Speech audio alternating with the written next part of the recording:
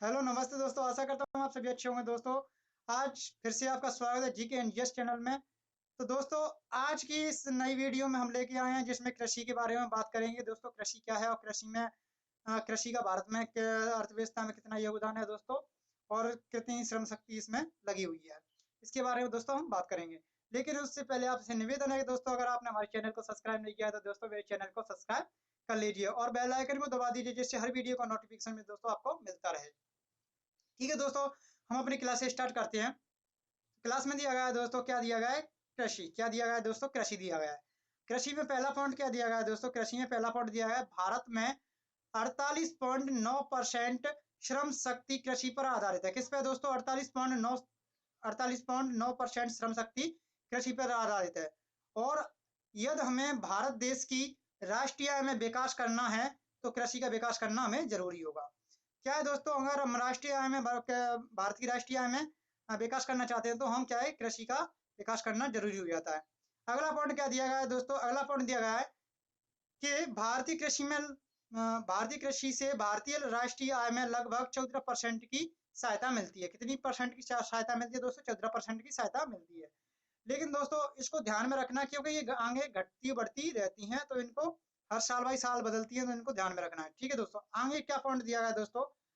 आगे पॉइंट दिया गया है कि कृषि में विकास के लिए भारत सरकार की तरफ से नबार्ड और आरआरबी तथा नबार्ड की स्थापना की गई। किसकी स्थापना की गई दोस्तों? नबार्ड और आरआरबी की स्थापना की गई। नबार्ड और आरआरबी की स्थापना की गई।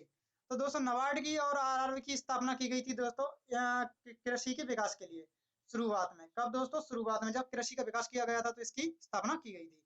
तो आरआरबी की फुल फॉर्म क्या हो जाती है दोस्तों? आरआरबी की फुल फॉर्म हो जाती है नेशनल रूरल बैंक। क्या हो जाती है? नेशनल रूरल बैंक हो जाती है दोस्तों।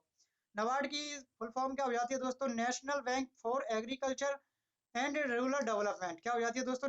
National bank for agriculture and rural development. क्या हो जाता है दोस्तों? इसकी फुल फॉर्म हो जाती है। आगे बढ़ते हुए दोस्तों, हम हरित क्रांति के बारे में पढ़ते हैं कि हरित क्रांति क्या है। तो दोस्तों, हरित क्रांति क्या है कि फसलों के उत्पादन को बढ़ाने के लिए हरित क्रांति का उपयोग किया, मतलब हरित क्रांति शब्द लाया गया था। तो दोस्तों, हमारे भारत में देश में प्रथम भारतीय कृषि कृषि विकास के लिए सन 1967 में डॉक्टर स्वामीनाथन के द्वारा प्रथम हरित क्रांति चलाई गई थी। कितनी कौन सी हरित क्रांति चलाई गई दोस्तों? प्रथम हरित क्रांति चलाई गई थी।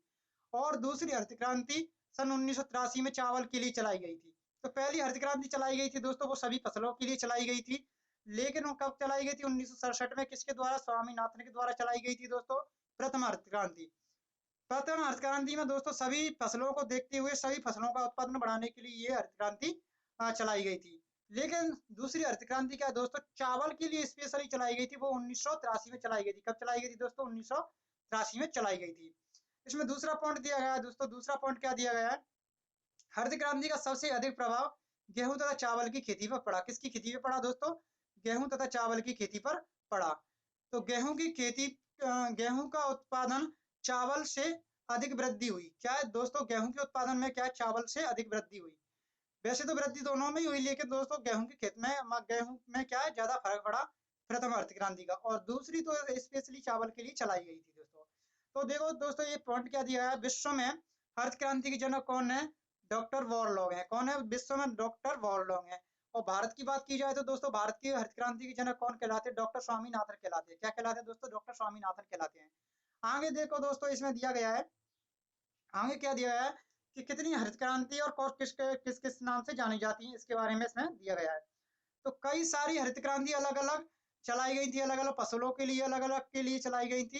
तो क्रांतियां चलाई गई थी, देखो कई सारी क्रांतियां अलग अलग फसलों के लिए चलाई गई थी। तो मतलब हर चीज के उत्पादन को बढ़ाने के लिए कई सारी क्रांतियां चलाई गई थी दोस्तों। इनको देखते हैं अलग अलग से। तो हरित क्रांति किससे हो जाती है दोस्तों? हरित क्रांति हो जाती है खाद्य उत्पादन से हो जाती है। दोस्तों, श्वेत क्रांति किससे हो जाती है दोस्तों? दुग्ध उत्पादन से हो जाती है। तथा इसके जनक वर्गीक कोरियन है। कौन है दोस्तों इसके जनक? वर्गीक कोरियन है। तो श्वेत क्रांति हो गई दुग्ध उत्पादन से। नीली क्रांति किससे हो जाती है दोस्तों? मत्स्य उत्पादन से हो जाती है, यानी मछली उत्पादन से हो जाती है। किससे हो जाती है दोस्तों? मछली उत्पादन से हो जाती है। पीली क्रांति किससे हो जाती है दोस्तों? तिलहन उत्पादन से हो जाती है, यानी सरसों सरसों वगैरह ये जो तेल उत्पादन होता है उससे संबंधित हो जाती है। सुनहरी क्रांति किससे है दोस्तों? सुनहरी क्रांति का संबंध है जूट उत्पादन तथा रेशम का और फल उत्पादन से होता है दोस्तों। गोल क्रांति का संबंध किससे है दोस्तों? गोल क्रांति का संबंध आलू से हो जाता है। किससे हो जाता है दोस्तों? आलू से हो जाता है। इसी प्रकार से आगे बढ़ते हुए और भी सारी क्रांतियां होती हैं, जैसे भूरी क्रांति है तो दोस्तों उर्वरक से हो जाती है, और गुलाबी क्रांति हो जाती है वो दोस्तों अपने झींगा मछली से हो जाती है, और लाल क्रांति हो जाती है वो दोस्तों मांस मछली से मांस से हो जाती है दोस्तों। इस प्रकार से कई क्रांतियां चलाई गई थी दोस्तों। आगे बढ़ते हुए दोस्तों दिया गया है कि भारत में प्रमुख फसलों के प्रकार क्या दिया गया है तो दोस्तों भारत में प्रमुख फसलों के प्रकार। तो भारत में 3 प्रकार की फसलें उगाई जाती हैं। ज्यादा अधिकतर कौन सी फसलें उगाई जाती है दोस्तों? 3 प्रकार की फसलें उगाई जाती हैं। नंबर 1 रबी की फसल। क्या है दोस्तों? नंबर 1 रबी की फसल, नंबर 2 खरीफ की फसल, नंबर 3 नकदी फसल। क्या है दोस्तों? 3 फसलें हैं। तो रबी की फसल अक्टूबर नवंबर में बोई जाती है तथा मार्च अप्रैल में काट ली जाती है दोस्तों। अक्टूबर और नवंबर में बोई जाती है, मार्च अप्रैल में काट ली जाती है रबी की फसल। इस फसल में दोस्तों देखो गेहूं, सरसों, मटर, चना आदि हैं। इस फसल को अब ऐसे याद रख सकते हैं दोस्तों कि रबी की फसल में अगर गेहूं के साथ में जो फसलें उगाई जाती हैं वो सारी फसलें क्या है, जैसे सरसों है, मटर है, चना है, ये दोस्तों सारी फसलें रबी की फसल कहलाती हैं। खरीफ की फसल यानी खराब मौसम में ये फसलें उगाई जाती है तो दोस्तों खरीफ की फसलें कहलाती है। जैसे जनवरी जून से जुलाई में बोई जाती है। किसमें बोई जाती है? खरीफ की फसलें दोस्तों। दूसरे नंबर पे क्या है? खरीफ की फसलें हैं। तो खरीफ की फसलें दोस्तों किस में बोई जाती है? खरीफ की फसलें बोई जाती है अपनी जून जुलाई में बोई जाती है, तथा जून जुलाई में बोई जाती है और अक्टूबर अक्टूबर नवंबर में दोस्तों काट ली जाती है। किसमें काट ली जाती है दोस्तों? अक्टूबर नवंबर में काट ली जाती है। इसमें दोस्तों मुख्य रूप से चावल है, सोयाबीन है, ज्वार है, बाजरा है, मक्का है, गन्ना है, इस प्रकार की फसलें इसमें आती है दोस्तों। तो बाजरा, सोयाबीन है जो और मक्का और गन्ना, इसको ध्यान में रखना जरूरी है दोस्तों। अब आती है दोस्तों नगदी फसल। नगदी फसल क्या होती है? जैसे हम नगदी के लिए बेचते हैं वो फसलें नगदी फसल कहलाती है दोस्तों। तो नगदी फसल में क्या दिया गया? तम्बाकू दिया गया है, गरम मसाले दिए गए, रबड़ दी गई है, नगदी फसलें में अंतर्गत आते हैं दोस्तों। और खरबूजे, खकड़ी वगैरह ये भी क्या है? नगदी फसल में आ जाती है दोस्तों। अब देखते हैं हम दोस्तों आगे बढ़ते हुए। ये मेरा यूट्यूब चैनल है दोस्तों, इसको सर्च करके आप इसको डाउनलोड मतलब सब्सक्राइब कर सकते हैं दोस्तों। आगे बढ़ते हुए दिया गया है दोस्तों। अब उत्पादन की दृष्टि से भारत में नंबर 1 पर कौन सा राज्य और मतलब कौन कौन सी फसलें के उत्पादन में हमारा राज्य है, उस मतलब हमारे जो राज्य हैं वो किस उत्पादन में कौन सा राज्य फर्स्ट नंबर पे है, इसके बारे में हम बात करेंगे दोस्तों। तो केसर में क्या है? केसर दोस्तों फर्स्ट नंबर की केसर जम्मू कश्मीर राज्य में मिलती है भारत में। और सबसे ज्यादा उत्पादन कौन करता है? जम्मू कश्मीर ही करता है दोस्तों, जो मानचित्र में इस हिसाब से दिया गया है। विश्व में सबसे नंबर 1 की केसर जम्मू कश्मीर की ही मानी जाती है दोस्तों।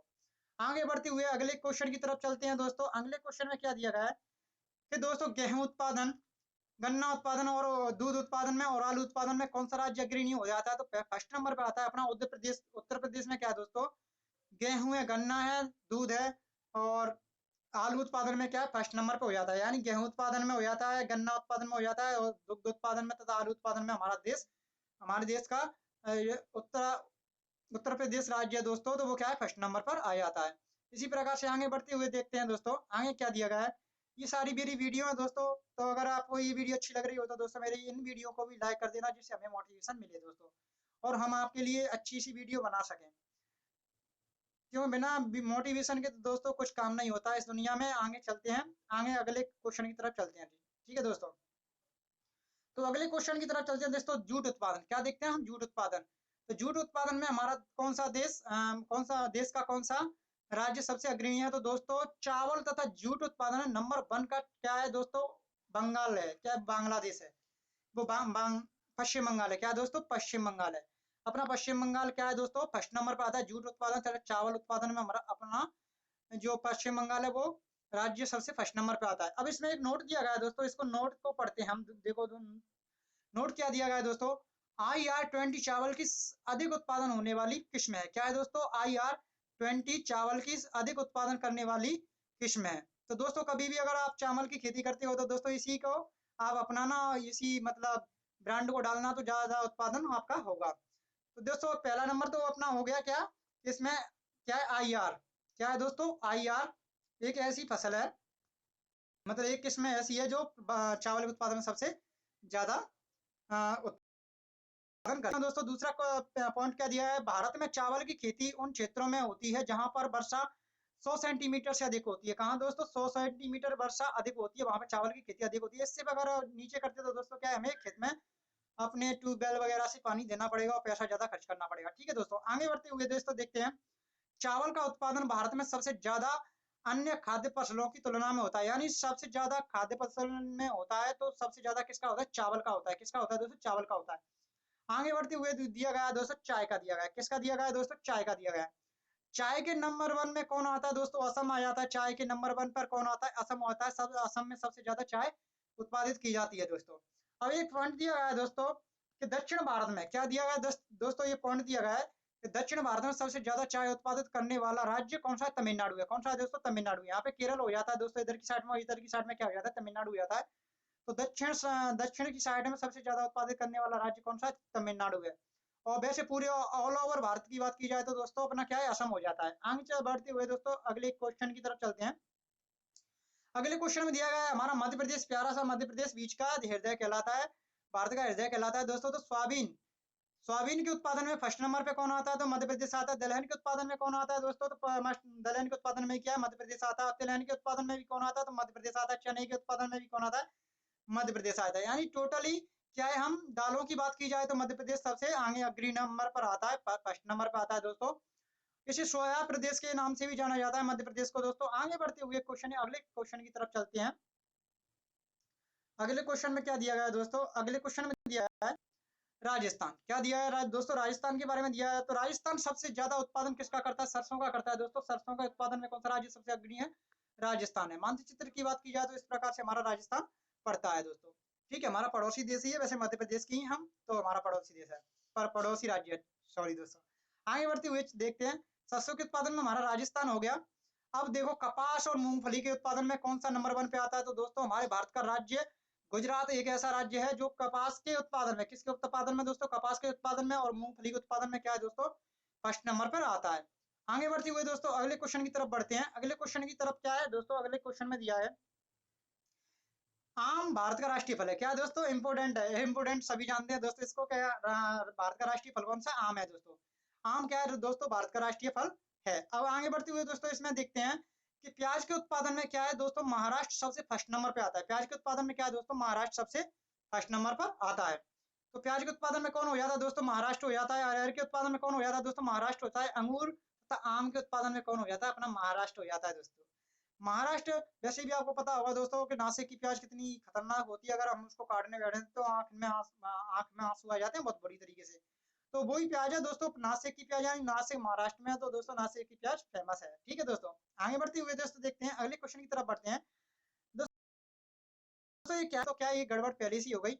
ये केरल के बारे में दिया गया है। किसके बारे में दिया गया है दोस्तों, केरल के बारे में दिया गया है। किसके बारे में दोस्तों, केरल के बारे में दिया गया है कि केरल में कौन कौन से उत्पादन सबसे फर्स्ट नंबर पर होते हैं। तो केरल में सबसे दोस्तों क्या है, सबसे ज्यादा अधिक रबड़ हो जाती है। क्या हो जाती है दोस्तों, रबड़।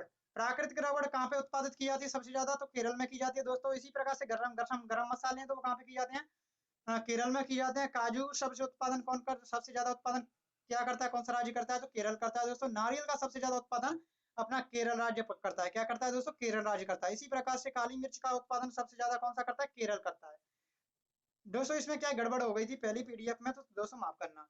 अब दोस्तों देखते हैं कि हल्दी उत्पादन में, किसमें उत्पादन में दोस्तों, हल्दी उत्पादन में कौन सा राज्य अग्रणी है, तो आंध्र प्रदेश हल्दी उत्पादन में सबसे अग्रणी राज्य है। तथा तंबाकू के उत्पादन में कौन सा राज्य सबसे ज्यादा है, तो दोस्तों तंबू भी हो जाता है, क्या अपना आंध्र प्रदेश हो जाता है। क्या हो जाता है दोस्तों, आंध्र प्रदेश हो जाता है। इसी प्रकार से मक्का के उत्पादन में सबसे ज्यादा राज्य, सबसे ज्यादा उत्पादन कौन सा राज्य करता है, तो आंध्र प्रदेश करता है। कौन सा करता है दोस्तों, आंध्र प्रदेश करता है। इसी प्रकार से दोस्तों अब सारे क्वेश्चन खत्म हो चुके हैं दोस्तों। अगर हमारी वीडियो अच्छी लगी हो तो दोस्तों लाइक एंड सब्सक्राइब कर देना, और दोस्तों बेल आइकन को दबा देना, जिससे आपको भी फायदा मिले दोस्तों, हमको भी फायदा मिले। थैंक यू दोस्तों, धन्यवाद आपको वीडियो देखने के लिए। अच्छी लगी हो तो दोस्तों जरूर सब्सक्राइब और लाइक करना। थैंक यू दोस्तों।